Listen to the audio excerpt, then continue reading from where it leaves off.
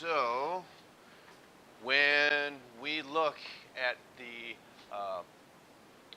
presentation in front of you, or the information, if you want to call it that, what may go through your mind when you see this term, mollusks? What do you think of when you see mollusks? Can you give me an example of a mollusk? Clam is a mollusk. Snail is a mollusk. Nope, those are crustaceans. Those are arthropods. But when you talk about a clam, when you talk about a snail, it's very easy to see what two characteristics on the outside of their bodies do they have in common. They've got a shell, okay? So you may have noticed what do all cnidarians have in common?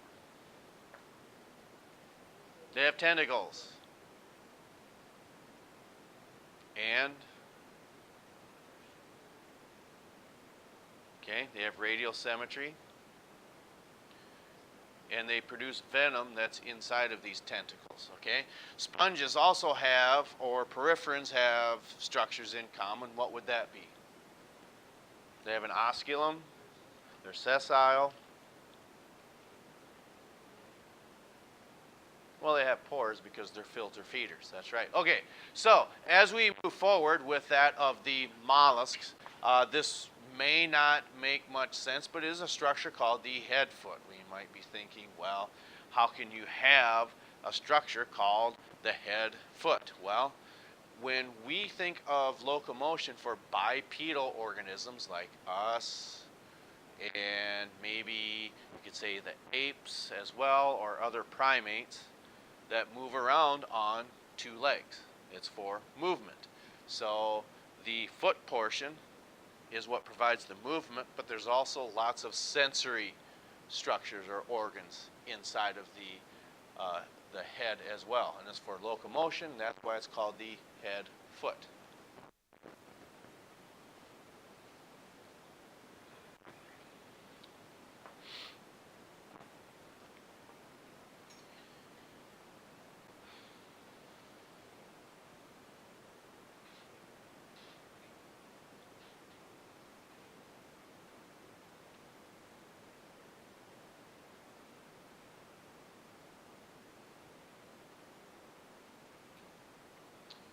So one of the aspects that we talk about next chapter when we get into the arthropods, which is quite a ways away, we talk about body segments. Okay, someone may be looking at a spider and say, "Oh, I hate bugs." Is that an accurate statement? Do you think?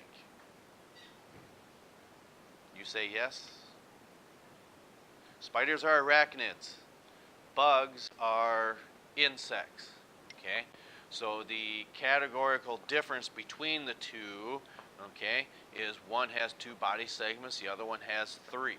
Okay? The reason we bring that up is a lot of arthropods have what's called a cephalothorax. Okay?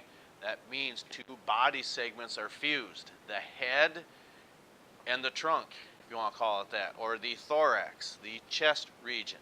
So, if we're talking about a cephalothorax, meaning head, what do you suppose this means right here? That region, the head. There's lots of, if you want to call it ganglia there. Ganglia just means a group of nervous tissue, okay, that has a lot of sensory information about its external environment, okay? So that is the very first portion that we talk about with that of the clams, okay? The visceral mass. How many oyster eaters do we have? Anybody? Okay, so some of us are just saying, either it's we're laughing because oysters they're awful, they're disgusting. Maybe yes, maybe no. But how many of you see, how can I ask this? Let's say if it's beef liver, okay? How many of you would try that if you did not know what it was? Would you try? Yeah.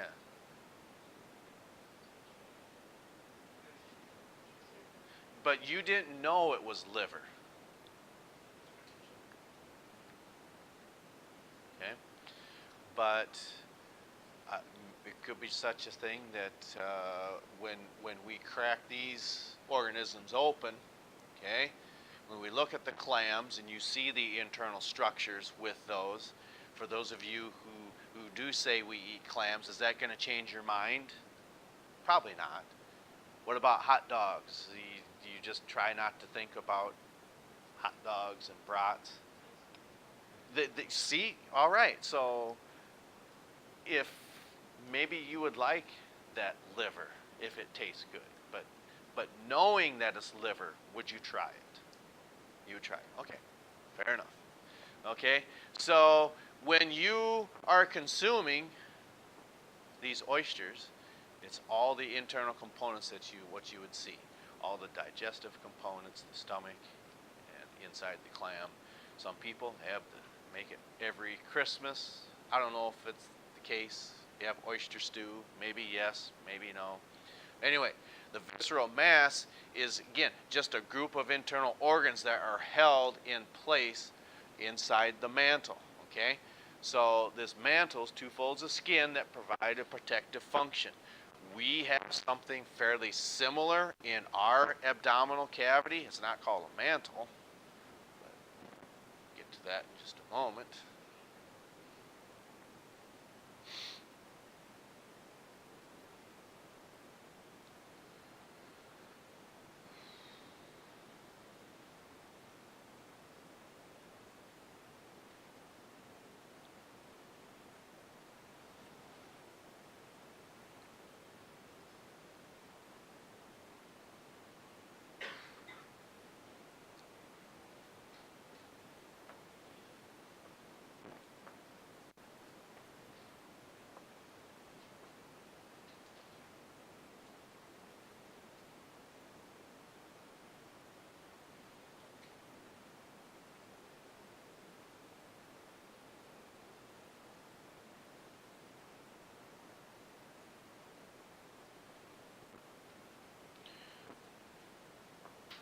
So for humans, what would you believe that's called from your shoulder down to about the bottom of where your sternum is called? What cavity would that be?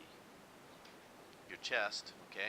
That's a lot of your thoracic cavity, because once you get below that, then you're talking about organs of digestion, and we would consider that what cavity? Not the thoracic, but it starts with an A. Your abdominal cavity, that's right. So with that, when we look at organs of digestion for that of humans, okay, inside the abdominal cavity or abdomen, there is a structure called a greater and lesser omentum, okay? And what that does is it houses, or doesn't house, but it holds your intestines in place, because if you were to picture your small intestine, I think we all know the answer to this. If you took your small intestine out and laid it on the floor, how far are you going to send that out? A little more. A little more. I believe it's between probably 30 and 36 feet. So we'll just take the average of that and just say 33. I think that's fairly accurate. But why do we have tube that is so long? Yeah, it's going to be digesting, and you absorb those nutrients as well. But what happens is this omentum again holds your intestines in place, and should something happen where you have a sudden movement in your abdomen, that can push not push, but it pops your intestines out of place. Do you think you might know what that's called? Starts with an H. Hernia. I didn't hear what you said the first time. Hernia, that's right. So, hernia is a very vague term, whether it's your intestines. It can be your spinal column as well, your vertebral column. If you have a hernia back then, if you have a hernia back there, what does that mean? Do you think a herniated disc? What might that mean? Popped out of place, just picture these concrete bricks, okay? This is your vertebral column. Notice they're lined up nice and neatly. If you have a herniated disc, that means one of those bricks would be out of alignment. Do you think you would know if you have a herniated disc? You would know if you have a herniated disc. Not only would it hurt to move, it would probably even hurt to breathe. And football players, have you ever had bruised ribs at all? Why is that a problem? Well, and it hurts to breathe, and especially if it's unfortunate enough that if you fracture or break a rib, it takes a long time to get over that. Why might that be? Yeah, there's nothing to attach that to. You can't stabilize it at all. Okay? I had a conversation with one of the parents at conferences and said this individual, they broke their leg last year. I was trying to remember, thinking back, I kind of remember that, not just seeing this individual on crutches and whatnot. I think, oh my gosh, it's a little different with a broken leg. You can actually set that in a cast and keep that immobile. Yeah. I'm not laughing at this situation. When I was in college, taking a computer class, an individual sitting in front of me, I can't remember when they were growing up, they were playing some form of football that they weren't supposed to, because, you know, they're just kids growing up. Kid broke his right arm, forearm. So rather than telling mom and dad, he just tries to sit there and hold it in place. It may not have hurt. I mean, breaking your arm. It might hurt to move a little bit, but I don't know how painful that would be. But he just tried to hold that in place. Why is that bad? They did not align correctly. So did this long enough, and then the if you want to call it callus tissue that would appear on the fractures and breaks would build up on there, and since it wasn't aligned correctly, it finally got bad enough it maybe changed his range of movements. We had to go to the doctor's office. Guess what they're going to do? They're going to break it again. So that just even sounds bad. You broke it once, you tried to set it yourself, and then you got to break it again. So with that, then once it's properly put in a cast and immobilized, then those bones are going to be aligned correctly and then be able to function normally. Okay, sorry, I don't mean to get so far off of that because we're just talking about mantle cavity, and it's your intestines that are held in place by, again, this omentum. And what this mantle does, okay, it holds the stomach, probably the gills, the intestines, all in place, because for the clam, it all has to deal with feeding. In this case, it's filter feeding as well. Okay?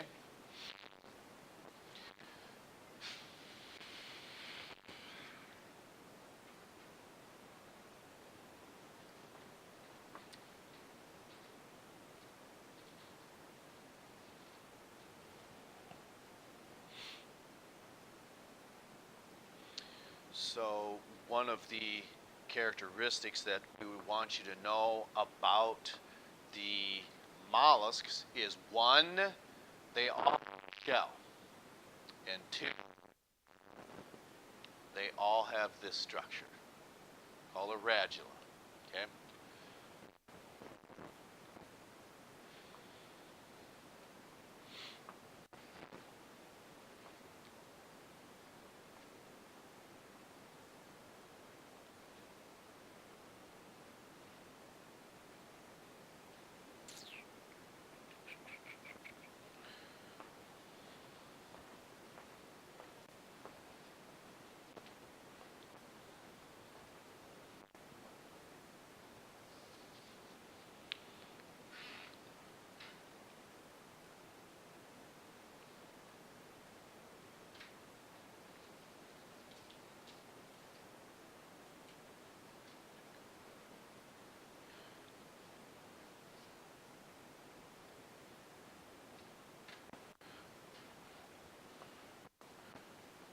So one thing to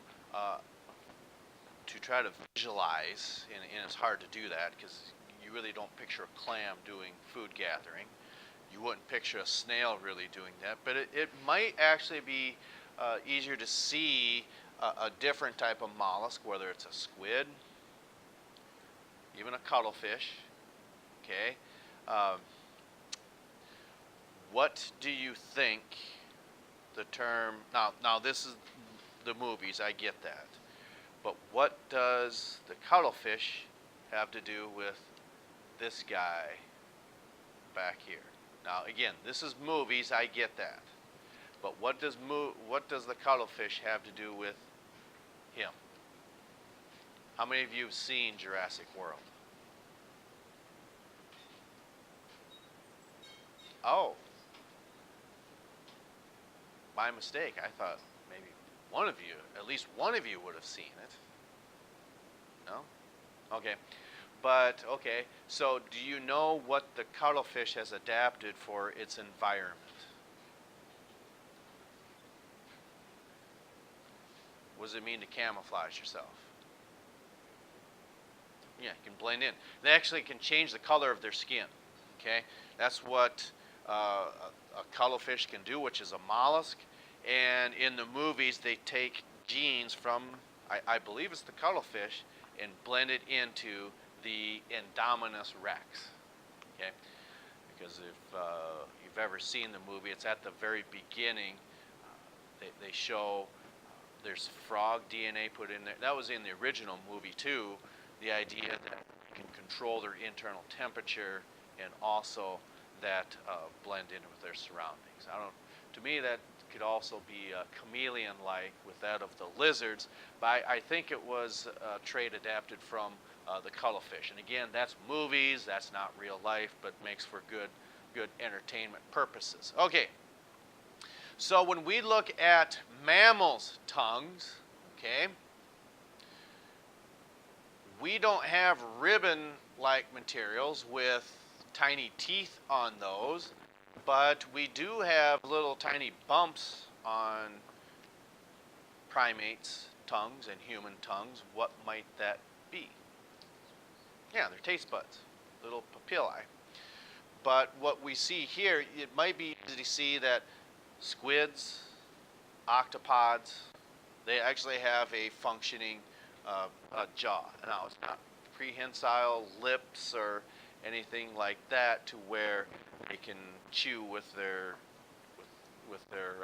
mouth shut, because they don't really have a mouth. It is just a beak that chomps, and they also have a radula as well.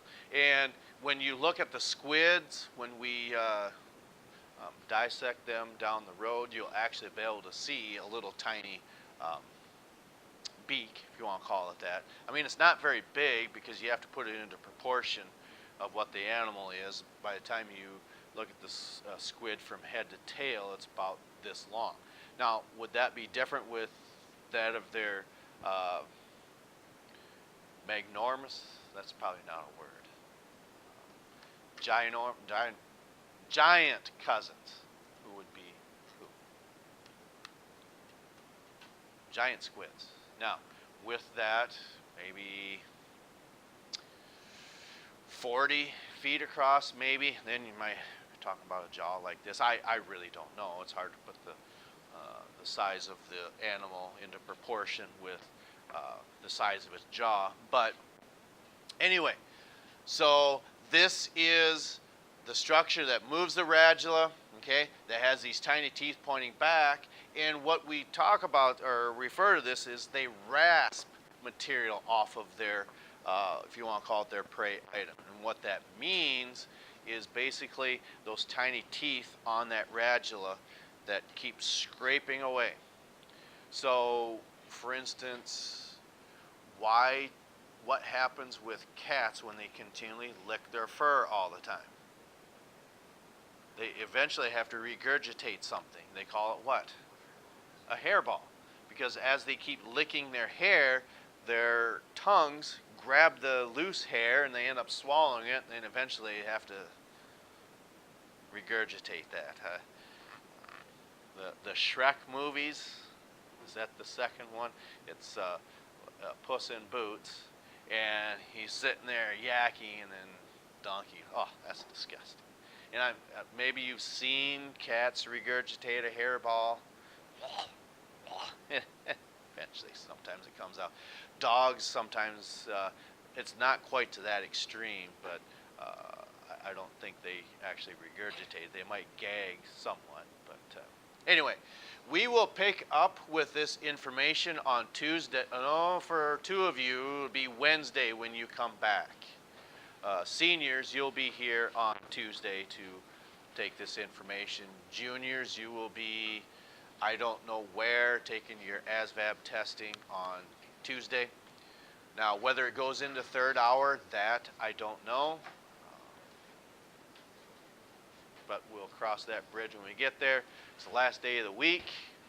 Okay, get your journal entries in. You've got time to do that now. And again, we'll pick up with this at a later time.